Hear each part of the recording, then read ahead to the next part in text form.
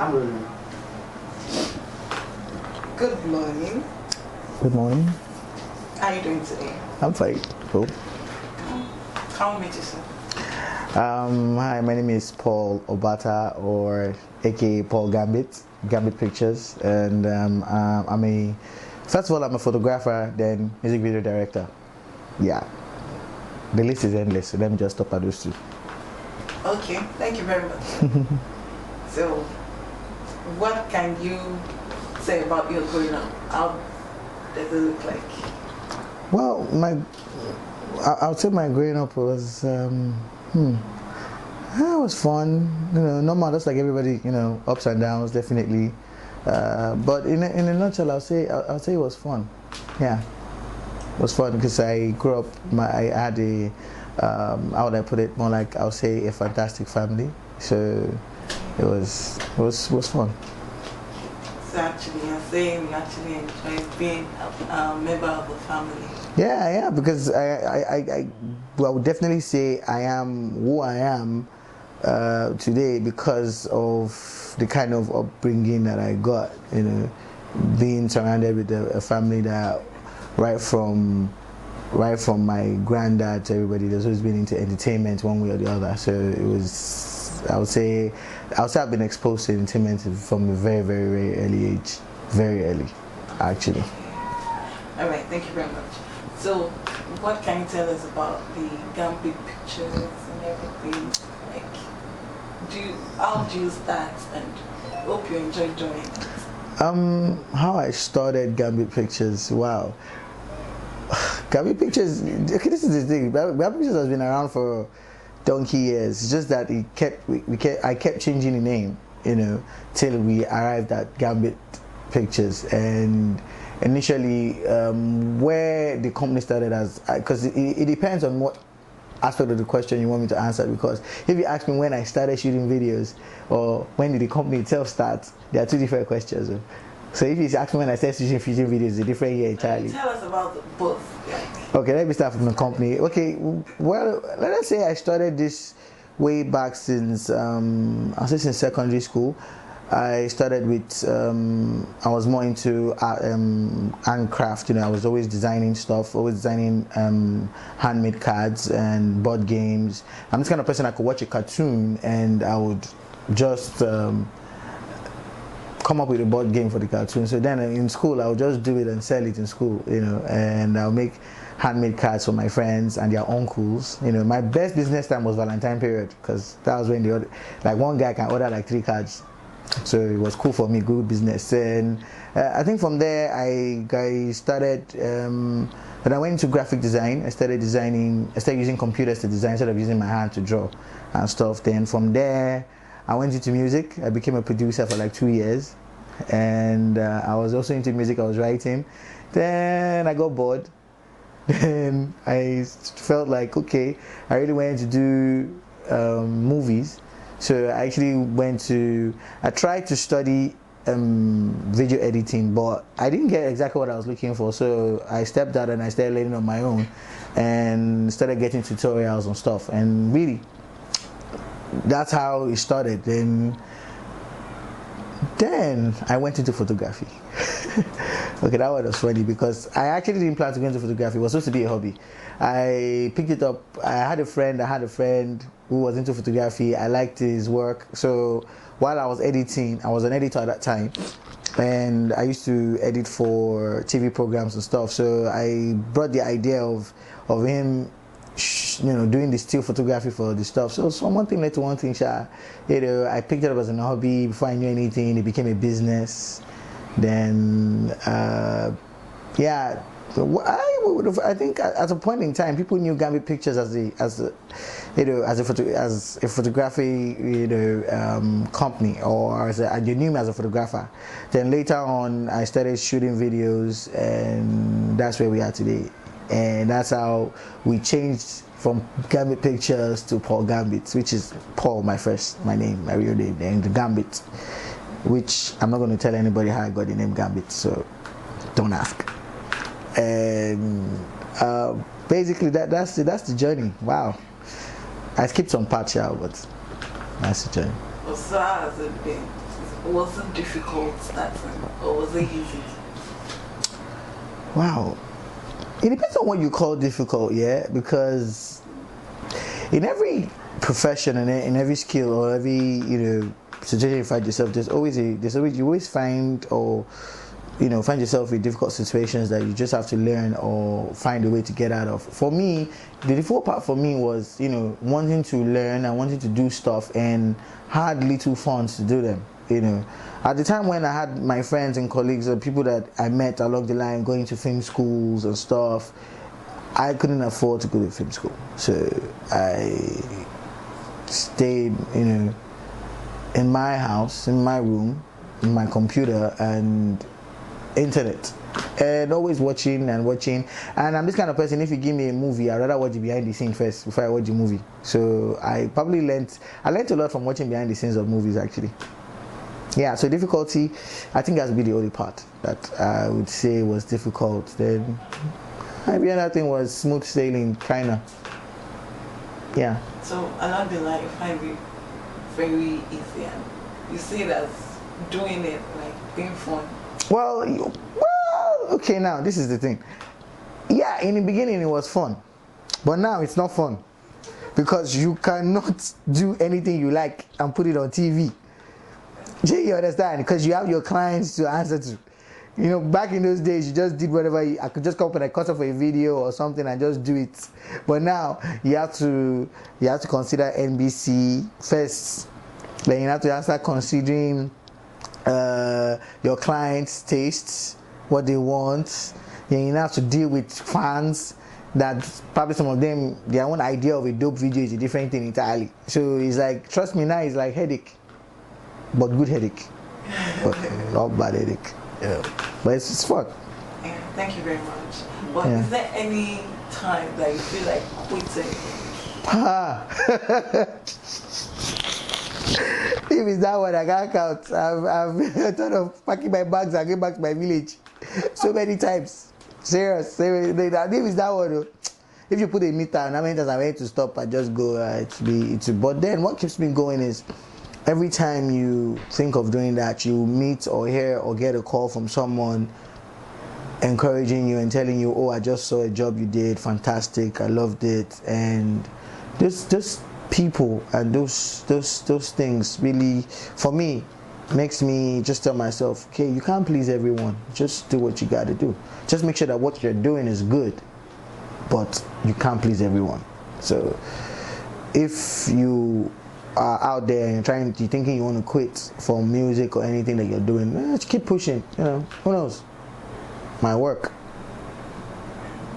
Well, I guess you didn't study music in school, neither picture, like photography. No. You studied in school. Okay, this one is always said. I say this one always shocks some people, but I am an accountant. I studied accountancy in Yaba when I was in Yaba Tech. So I'm an accountant somehow.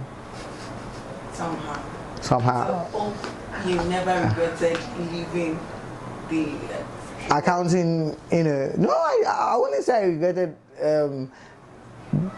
Because right from the beginning, when I actually got admission into school to study accountancy, I knew I wasn't going to use it to work. I knew I was just doing this because there's one thing about Nigeria, yeah, we don't respect, maybe now we start respecting, but back a few years ago, people don't respect people in the entertainment industry. They just see you as a low life or someone that doesn't have a future, that just picked up entertainment as but so what I did was I went to school to study accounting so that in case a situation like that arises where somebody goes like, oh, did you go to school? I'm like, yo, yeah, I did.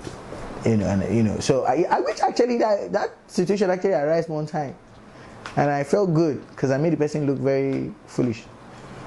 Yeah. So hope you were not asked to study accountancy in school. No, actually, I just chose the accountancy. Yeah. And along the line, you just decided to change your mind. Well, I didn't. I don't think I changed my mind anyway. Sorry, hold on. Reduce it noise. So you get. I chose. I wouldn't say I changed my mind along the line. From the beginning, I knew I was going to do accountancy just for certificates reasons. I knew I wasn't going to work with it. So, but there's one important thing I learned also when I was doing accountancy is, learn how to count your money. But that's not what I want to say. When I started accountancy, I always like to say this part because I think it might help someone one way or the other. I didn't know Jack Robinson inside the whole thing. I hated maths.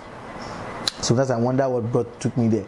But there's one thing I noticed after my first ND1, I realized that I wasn't too good. I remember my first maths exam. Everybody was writing. I didn't know one thing to write on that paper. I just stood up and I left the hall. I felt like a loser that day. That day I told myself that the next time I'll be sitting there in that hall writing that exam, I would have my head down, writing my whole page full, and I worked on that. And the next time I did my second semester exam, and I aced it, and I found myself also giving tutorials to people for accounting and costing. And it was, for me, it felt good. But I told myself, that's why I meet people and I tell them and they say, oh, I can't do this. And I say, no, there's nothing that's impossible. As long as you just set your mind to it and you can learn it. Nobody's brain is porous. It's just you that probably feels you can't learn something. When you just put your mind to it, you would. Thank you very much. So how do you think the politics, Nigerian politics, affecting our development and our economic growth? Well, when it comes to that one, the only thing I see is there are a lot of issues, I wouldn't say politics, I would say Nigerians.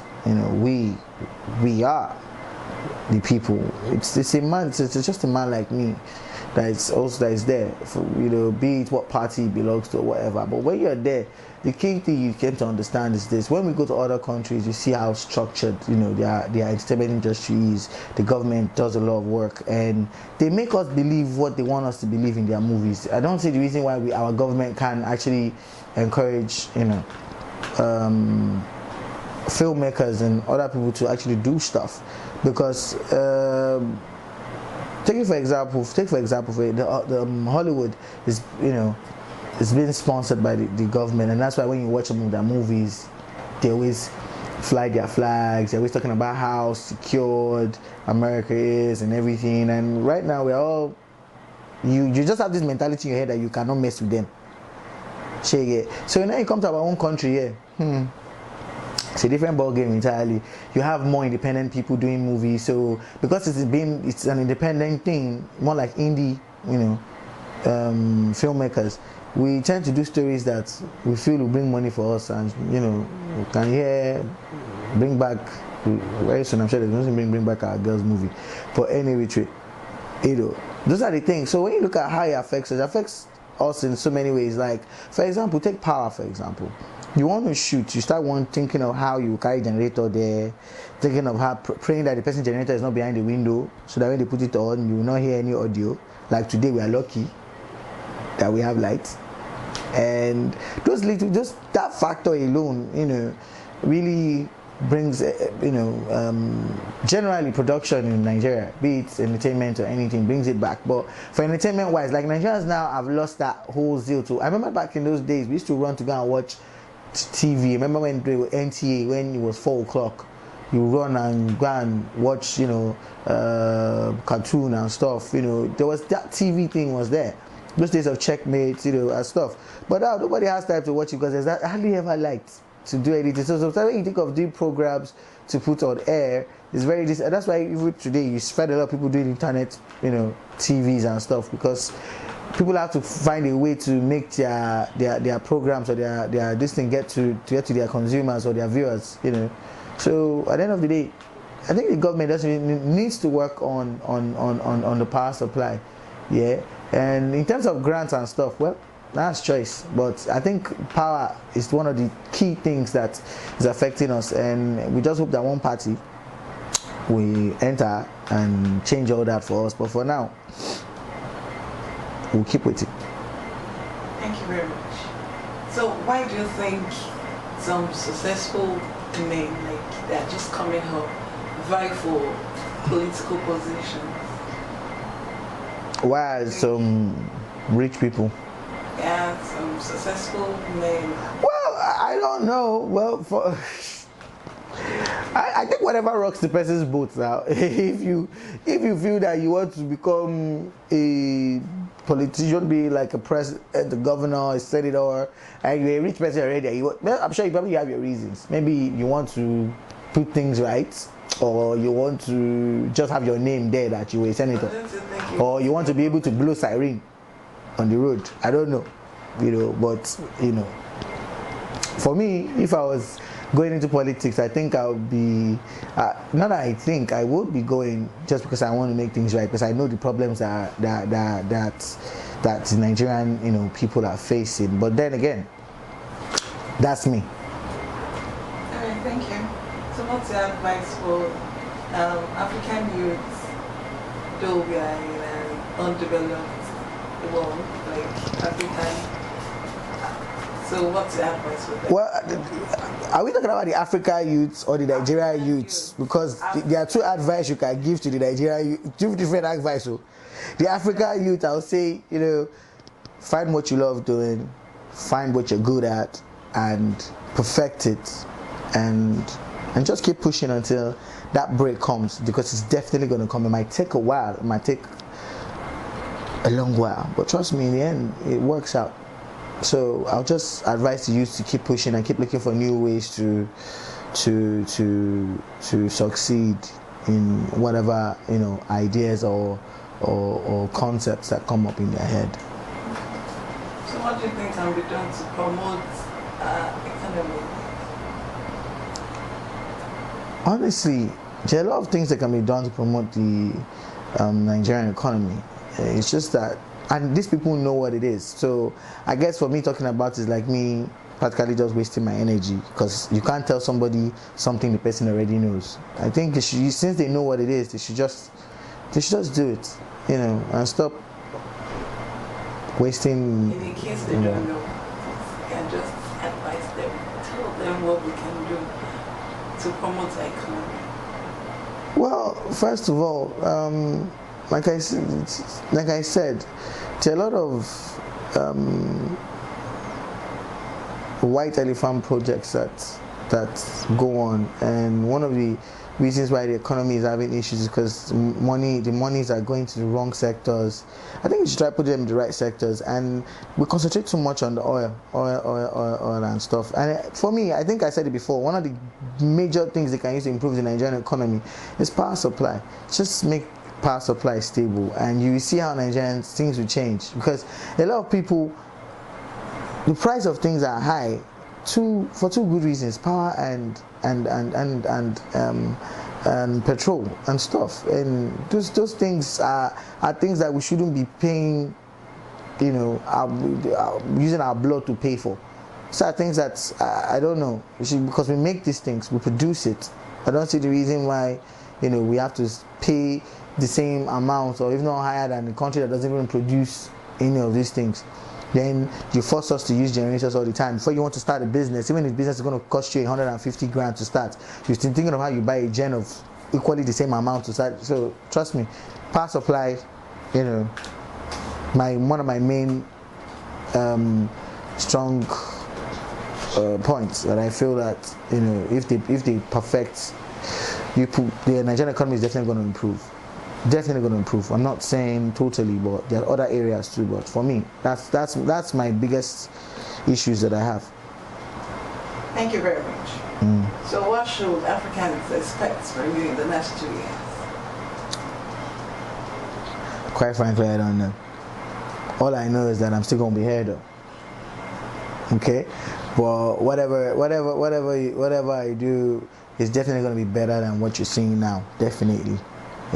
So I guess it's just as the way it's going to be a suspense for you, it's going to be a suspense for me too, because I don't really know. I'm just going to wake up one morning and probably think I want to go and shoot in space. I don't know. But when that time comes, we'll find out. So do you have a mentor? And who is the person? And why do you choose the person? Wow. A mentor. Now my mentor is the mentor I want to call is very funny because he really the person has nothing to do with movie making or anything. But I would just say, when I started as into music, I was a crazy fan of Dr. Dre. So I'm still a crazy fan of Dr. Dre, and I follow everything he does, music, business-wise, everything. So I guess every mentality of things that I try to do, even in the movie or video industry, I still have that put that Dr. Dre principle into it. So I would say Dr. Dre is one of my key, mentors. And when it comes to movies, we look at people like Spielberg and George Lucas. Yeah. Why do you choose those people? You just like them? Yeah, I like their work. I like the quality of the time, and they take their time to perfect what they do. And I'm sorry, but the thing about me, I think it has really they've kind of embedded that inside of me, that everybody doesn't like that part of me. I'm this kind of person. I can do something and I'm like, no, it's not right, and everybody's saying it's okay now. I'm like, because I feel like I'm better than that. Sometimes I do a job already out, people are like, oh, it's nice. In my mind, I'm still going like, nah, it could be better than that. So I guess for me, I chose them because when you look at their work, I don't even need to say it. I think you should just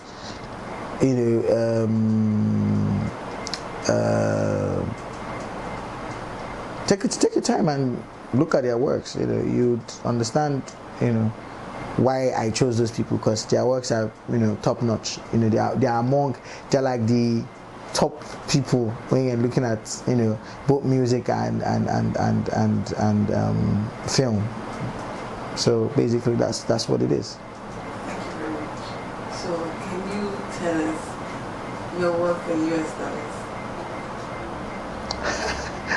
Okay, that's like a personal question. I don't know what I'm worth. I don't know. It depends on it depends on how you want to calculate it.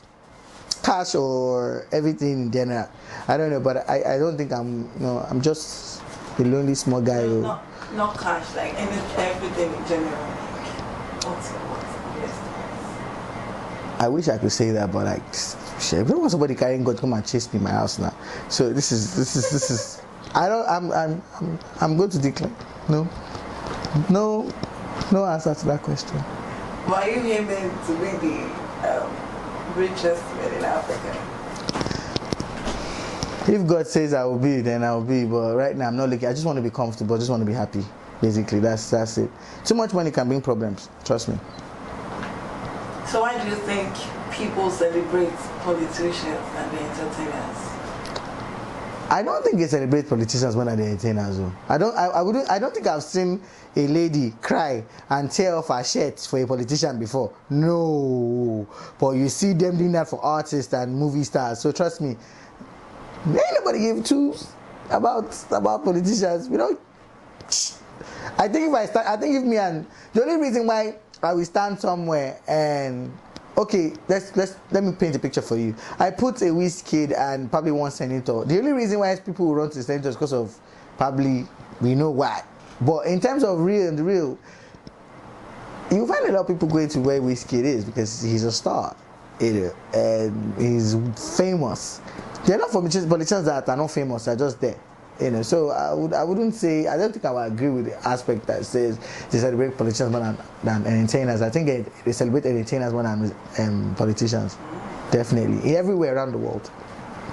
Thank you very much. So what's your parting words? My parting words? Be safe. What? Okay, don't drink and drive.